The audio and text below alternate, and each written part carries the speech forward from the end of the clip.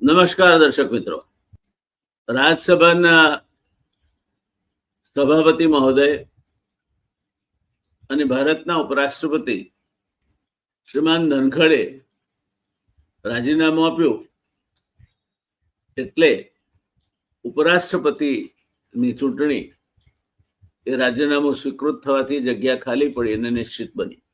નવા ઉપરાષ્ટ્રપતિની ચૂંટણી લોકસભા અને રાજ્યસભાના સાંસદો ગુપ્ત મતદાનથી કરશે.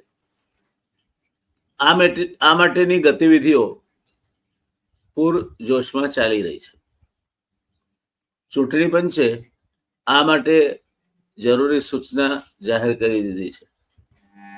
આ સૂચના મુજબ 9 સપ્ટેમ્બર 2025 રોજ મતદાન થશે અને 21 ઓગસ્ટ 2025 સુધીમાં ઉમેદવારી પત્ર ભરી શકાશે. રાજ્યસભા સચિવાલયના સંયુક્ત સચિવ ગરિમા જૈન અને રાજ્યસભા સચિવાલયના ડિરેક્ટર વિજયકુમારની અનુક્રમે રિટર્નિંગ ઓફિસર અને સહાયક રિટર્નિંગ ઓફિસર તરીકે ચૂંટણી પંચે નિમણૂક કરી છે.